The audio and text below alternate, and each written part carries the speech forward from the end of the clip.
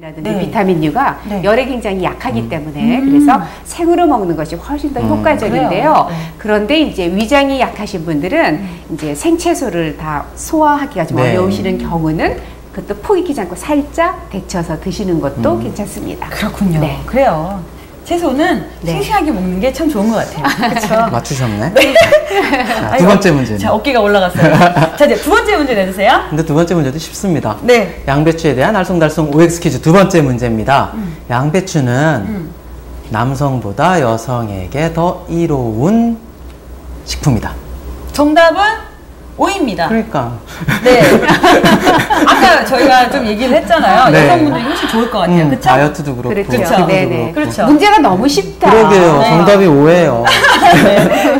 그 네. 뉴멕시코에 있는 뉴멕시코 대학에서 연구팀이 그 연구 결과를 발표했는데요. 네. 양배추를 일주일에 3회 이상 섭취한 그룹하고 네. 1회 정도로 섭취한 그룹하고 비교를 했을 때 유방암 발생률이 72%나 감소했다는 결과가 있습니다. 와, 네. 여성에게는 아주 좋은 식품이라는 게 밝혀진 거죠. 그리고 네. 칼륨, 칼슘 등을 포함해서 사실 칼슘 같은 경우에는 네. 골다공증을 없애주기 그쵸. 때문에 예, 여성분들에게 더 좋겠고요. 네. 다이어트는 이미 식이섬유가 풍부하기 때문에 네, 당연한 그렇죠. 거겠죠. 네. 사실 저도 양배추 다이어트를 해본 적이 있어요. 아, 진짜요? 근데 양배추를 5통 이상 먹으면요 살이 찌더라고요. 뭐든지 너무 많이 먹으면 찌더라고요. 고추장을 한 통씩 먹어갖고요 살이 얼마나 많이 쪘는지 몰라요. 그런 건 안 좋겠죠? 이겨내셨군요. 네. 그렇죠. 네. 자, 이제 세 번째 문제 이제 풀어보도록 하겠습니다. 네. 양배추에 대한 알쏭달쏭 네. 세 번째 문제입니다. 네. 양배추는 통째로 보관하는 것이 좋다. 정답은 O일 것 같습니다. 나도. 왠지 썰어보면 갈병할 것 같고요. 그러니까. 네. 너무 실력이 그냥 아주 우리 다 맞추는 건가요, 상상이 돼서 그러면? 그러네요. 그런가요?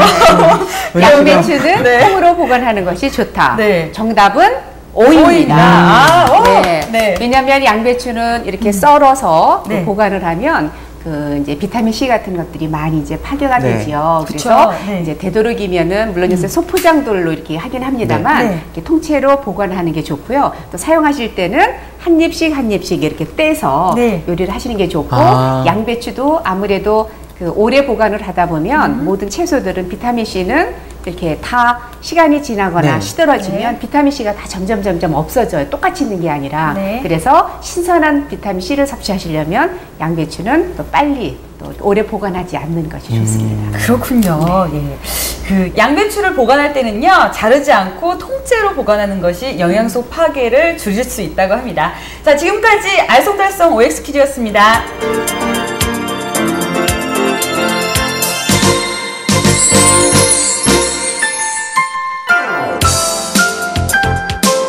음식 동의보감 오늘은 양배추에 대해서 알아보고 있는데요. 이제 건강밥상을 차릴 시간이 됐죠. 네. 예, 이정희 선생님 오늘은 어떤 건강밥상이 기다리고 있을까요? 오늘은 이제 양배추를 가지고요. 네. 이제 보통 쌈으로 많이 싸잡수시잖아요. 그렇죠. 여름에는 네. 뭐 호박잎 쌈도 싸잡수시고 또 양배추 쌈도 네. 그러면 네.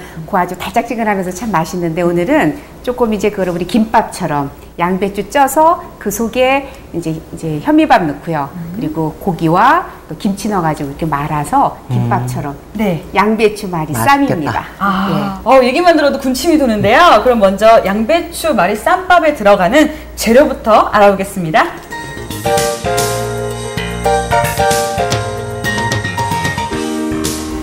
네, 양배추 말이 쌈밥에 들어가는 재료는요. 현미밥, 양배추, 쇠고기 간 거, 김치, 홍고추, 풋고추, 불고기 양념장으로는요. 간장, 다진 파, 마늘, 깨소금, 참기름, 후추가 필요하고요. 또 쌈장으로는 된장, 고추장, 다진 호두, 다진 잣, 검정깨, 통깨, 다진 풋고추, 홍고추, 마늘, 또 매실청, 참기름 이렇게 있으면 되겠습니다. 현미밥과 불고기가 들어간 양배추 말이 쌈밥.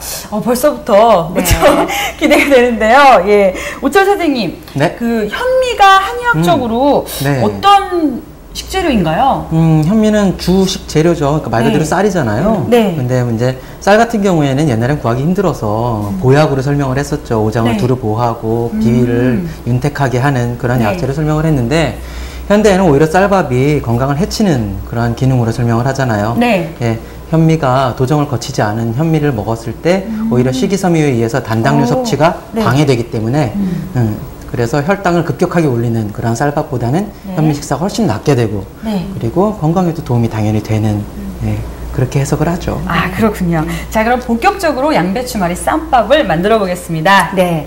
우선 아까 재료 보관할 때도 양배추를 이렇게 썰어서 보관하는 것보다 이렇게 통으로 껴서 하는 게 더 좋다라고 했지요. 네. 그래서 밑부분을 조금 이렇게 자르신 다음에 네. 오늘은 특히나 이렇게 쌈으로 하실 때는 네. 이거를 이제 많은 양을 하실 때는 저는 이게 통째로 삶아요. 아. 이걸 다 먹을 경우에는. 네. 그러면은 이게 겉에는 빨리 익고 속은 빨리 안 익지요. 네, 네. 그렇죠. 그래서 한꺼번에 똑같이 다 익어서 꺼내면 속이 다 익을 때까지 꺼내면 윗부분은 너무 물러지는 거예요. 네. 그러니까 찜통에다 이렇게 놓으셔서 여기를 이제 밑에를 조금 자르셔서 네. 그래서 이제 찌다가 겉에 익으면 한 입씩 잘 벗겨져요. 아. 벗겨내고 또 넣어서 익히고 벗겨내고 또 넣어서 익히고 이렇게 해서 하면은 네. 전체가 똑같은 정도로 익힐 수가 있어서 그렇게 해보시는 것도 좋고요. 네. 이제 뭐 몇 장만 쓰신다 그러면 이렇게 벗겨서 네. 이제 찜통에다 찌시면 되는데 네. 지금 미리 저희가 쪄서 양배추는 준비를 해놨습니다. 네. 그래서 이렇게 오. 이제 푸른 잎속이 훨씬 더 네. 항산화 물질이나 이런 건 많아서 네. 잎을 제가 안 버리고 네. 이렇게 준비를 했습니다. 네. 그래서 여기에 지금 양배추는 쪄서 준비를 해놨고요. 네. 그 다음에 여기에 이제 곁들여지는 재료 중에 네. 갈은 고기예요. 네. 그래서 이 갈은 고기는 불고기 양념을 해서 무쳐서 볶을 네. 거거든요. 네. 그래서 여기에 우선 양념장을 이제 만들어 보도록 하겠습니다. 네. 이제 버섯과 고기 양념은 항상 똑같잖아요. 우리가 흔히 그쵸? 불고기 양념이라고 부르는데 네. 네. 지금 이거는 국간장이 아닌 외간장이에요. 네. 외간장, 그다음에 다진 파, 네. 마늘, 네. 그리고 깨소금, 네. 그다음에 후추,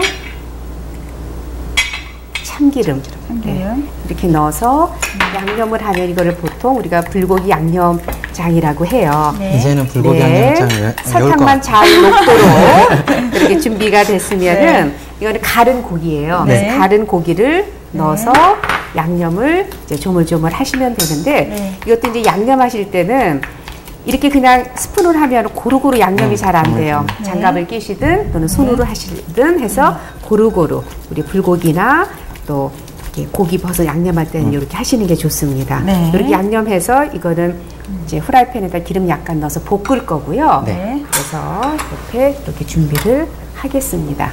그 다음에 이제 김치는 이제 쌈에다가 그냥 우리 밥 싸서 드시잖아요.